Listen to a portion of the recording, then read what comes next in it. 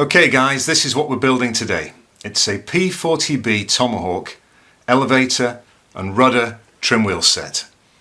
It was built with the assistance of Big Radials, who recently came out with a P-40B for Microsoft Flight Simulator, so it will work great with that, and of course it'll work great with DCS, IL-2 and other simulators. It plugs into the AuthentiKit Universal Hub using two cables, one like that for the rudder trim and a similar cable for the elevator trim. So this is the assembly guide.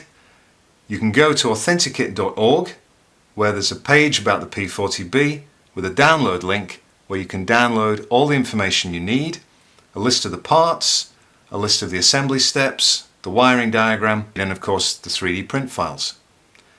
Now isn't that a lovely action? AuthentiKit is a freeware project. We're creating flight controls for a wide range of aircraft with an initial focus on vintage warbirds, followed by vintage and classic general aviation. We're harnessing the power of 3D printing in conjunction with high quality but low cost components like Hall sensors and sealed bearings. All flight controls can be assembled at your kitchen table with no workshop tools, no soldering and no metal work. You can source the parts yourself, or third parties are providing kits of all the hardware as well as 3D printed parts. So let's get started. Here we have the 3D printed parts and some machine screws, my trusty machine screw measuring device to make sure I use the right lengths, my useful screwdriver.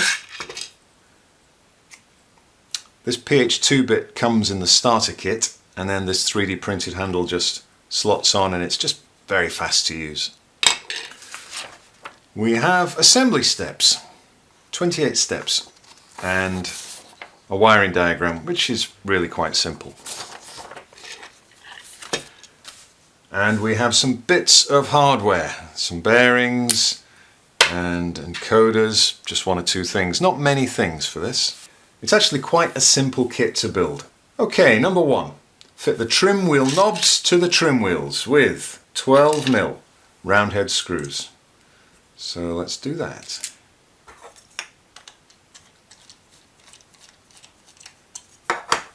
Number two, attach the rudder trim cover to the elevator trim cover. That's what these are. That's the elevator trim cover, that's the rudder trim cover. So we fasten them like this. In fact, there's just a little lip there that just sits over, you should be able to see, and they go together with 10mm screws. Now I'm pretty sure that's a 10mm, but I'm going to check because I don't want to put a 10mm later when it should be an 8mm, and vice versa. So that goes in there, yes, that's a 10mm. So we need to use the 10mm here.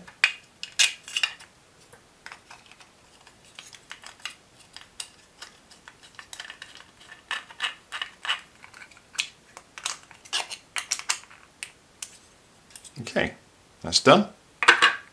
Number three, a long Rotten 6003 F peg through a bearing. Number four, bearing into a cap. 5, fit an encoder through the base. Now this is the base with the single hole, because there is a base with more holes around it. This is the one we use. So we take our encoder, and I've bent the pins about 45 degrees at the moment,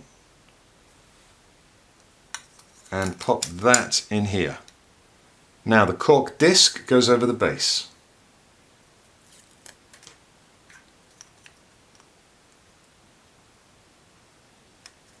Like that. The base is attached to the cap. That's number 7 with 25mm screws.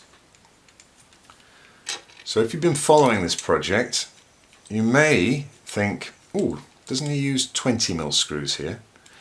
And the answer is, I did, but now I use 25mm screws.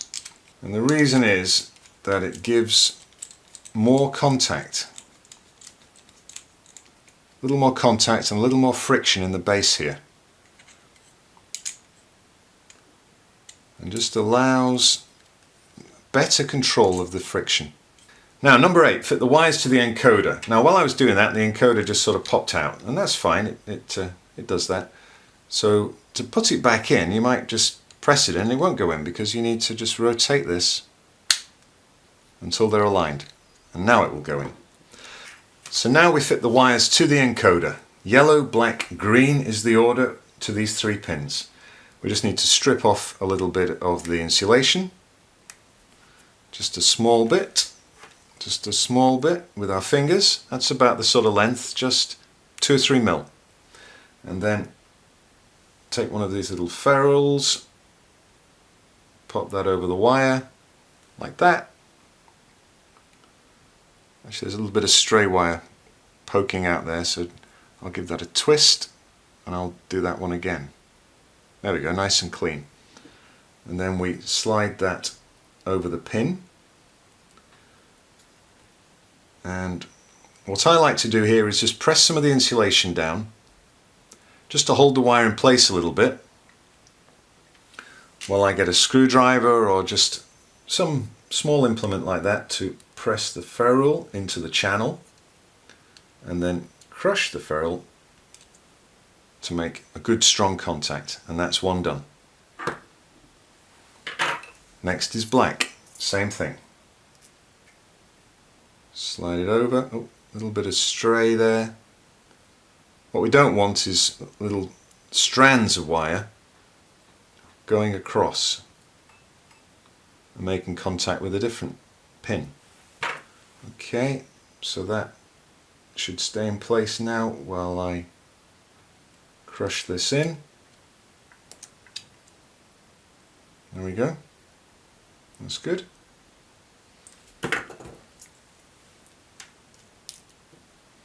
Okay, that's done. Yellow, black, green. Let's put these out of the way so that they don't get caught and flicked across the room. Okay, that was number 8. Now number 9. Thread the wires through the large hole, and that hole is this hole here. So let's just get them through. Now put the encoder to the box so the 25mm screws are visible.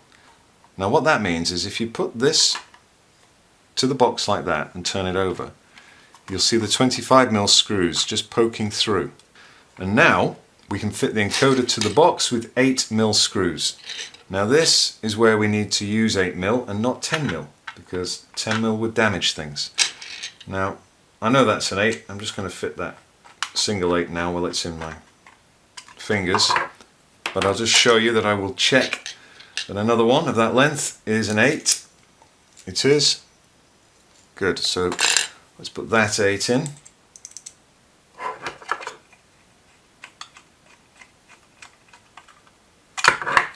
And you'll see on the assembly list that the... Now is that an 8 or a 10? I'll check. That's an 8. Okay. You'll see on the assembly list that it says 8mm max in red. So this is not one to use the wrong screw. Okay, that's number 10 done. Number 11, test the elevator trim friction and adjust. Now we're going to put a cover over this and we're not going to have access to tighten up the friction, so let's get it right now. The best thing really would be to put the wheel over and just see what sort of friction you want. Actually, that's about right. I'm going to leave it like that. Okay, so that is the friction set. That was number 11. Number 12, attach the cover to the box with the 3 screws. That's this cover, and it goes that way round. So turn it over, and there are just 3 remaining screws to fit, and those are going to be 10mm. So that looks like a 10. Okay, tighten those up.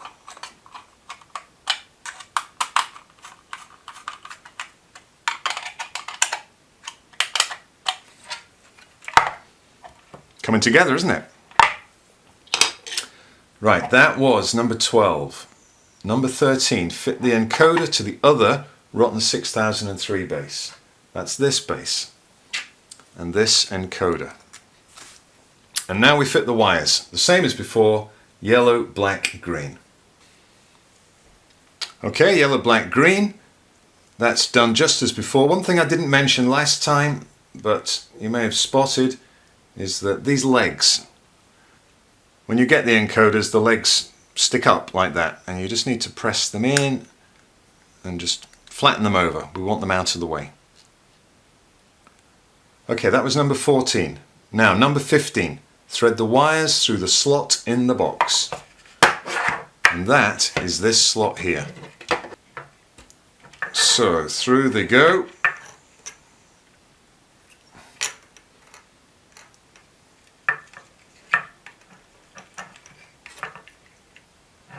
Not very complicated this. It's probably easier if you cut the wires to the same length. They go like that, and just slide them through until the rotten base sits like that, and then you can fasten it down with 14mm screws. So those are the longer ones. So in they go, into the countersunk holes, not the ones on the outside. Okay, that's the wires through the box and just out of the back, and pretty shortly we're going to connect those up to the RJ45s through here. But for now, let's press on and follow number 17. Fit the cork disc to the base.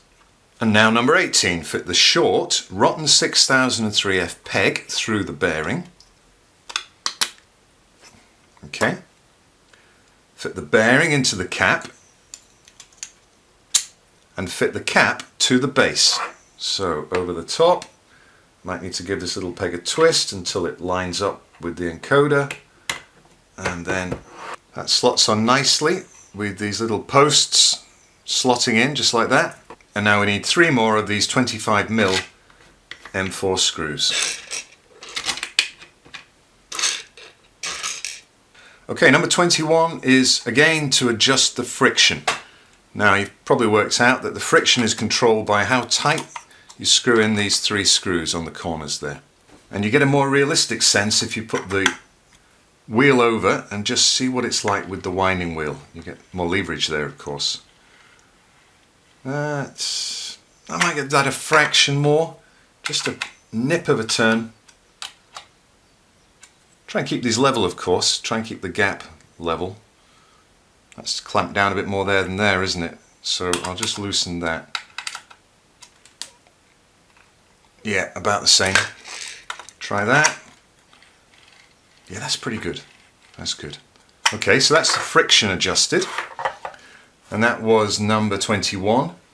Number 22, fit the elevator trim wires to the RJ45 and fit to the lower slot. So the logic of the positioning here is that we have the elevator trim being below the rudder trim. So that we don't forget things, let's have the RJ45 socket being the lower one. Nice and easy to wire these. We're using the alternate method because we only need 3 wires and we've got 8 slots, 8 channels. So let's use the first slot. There we go, easy. Black, yellow, green is the order. Then we skip one and then we just sit the wire in the slot, press it down, and you'll see the teeth grab the stripped wire and hold it nice and firmly. So that's skip 1 yellow and now skip 1 green. Just hold it in place there and clip. Done. So that goes into the lower slot. And the trick there, nice and easy, just pop it in like that, let it catch at the top, and then you just try and get your finger underneath and clip it through. Okay, that's the elevator trim. Number 23 is the rudder trim, exactly the same, and that goes in the upper slot. So it's black, yellow, green again. Okay, that looks good. And that goes in the upper slot. Done. Number 24, fit the back to the box. It can go any way around, don't worry about that. So that way we'll go, and those are 8mm.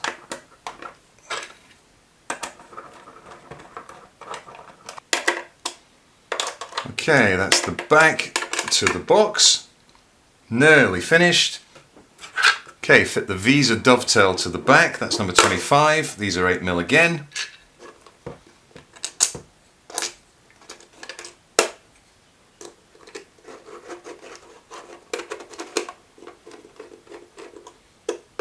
That's the dovetail.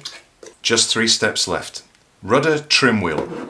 There's the rudder, it's got rudder written on it. You won't mix it up with the elevator, so that just slots on here. Line up the flat face of the D there, just line that up. And then you've got your 20mm round head. So that goes in here.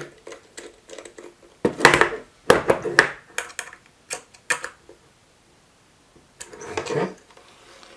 Brilliant. And then the elevator, but just one more piece. This little sleeve goes on first. That goes there, and then the elevator goes on here. And then another 20mm. And that is our P-40B Tomahawk elevator and rudder trim wheel set. What a lovely thing that is. Now a final step, which I won't show you here, but I'm going to link a video where I do take you through this step, is to use some silicone sealant to fill in these gaps, these indentations where the decals are, and basically write the lettering in white. It takes a little bit of time to fill it in and then wipe it off and then let it dry. However, I do have 2 which I'm currently letting dry, so you can see how that affects working. And what's going to happen when this is dry, I'm just going to rub off the stuff that's on the surface and just leave the lettering in the grooves.